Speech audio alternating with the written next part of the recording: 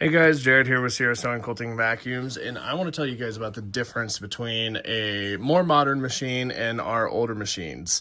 So on the right here, we have an older Kenmore, probably somewhere around the 70s or 80s or so.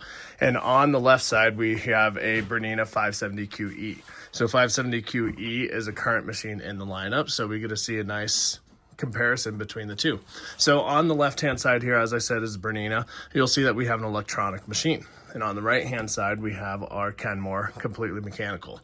Now, one thing I do want to point out, people always get confused because they think that machines are plastic nowadays. The reality is machines are still 100% metal. As you can still see, we got metal shafts, we have metal gears, we have, some plastic stuff on the tension, but we have plastic stuff over on our tension over here as well too. General rule of thumb is the same stuff that was plastic in our old machines is plastic in our new machines as well too. The only difference is we have a metal exoskeleton, whereas we have a metal skeleton with plastic covers, as you see. So it makes it easier to replace those covers if something goes wrong as well too. But main difference that you have in these machines is that over on the right hand side here, we have right here in the very top is what we call our cam stack. So this cam stack has different jobs. So basically it will change either needle position right here. So needle position is anything from zigzags or any of these decorative stitches. It basically puts the needle in the correct position for the certain point in that stitch. And then also it has control over forward and reverse feed as well too.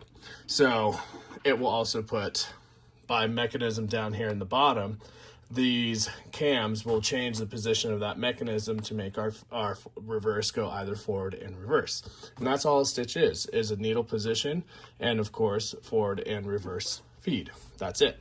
So over here, we change that cam stack out for what we call stepper motors. So inside of our Berninas, we have right here, for example, is our, you can see it kind of behind there a little bit more. This is our needle position stepper motor. And then down on the bottom, we have another motor. I think this guy's on the back of this one that you can see. So you can't quite see the motor, but this is the position, the positioning of that forward and reverse feed right there.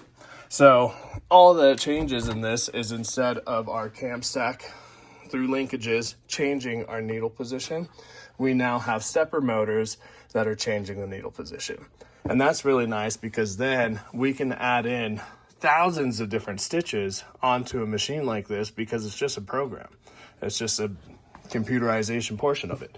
Whereas over here, we can't do thousands because I would have to have a cam stack, 1,000 of these little tiny individual layers tall.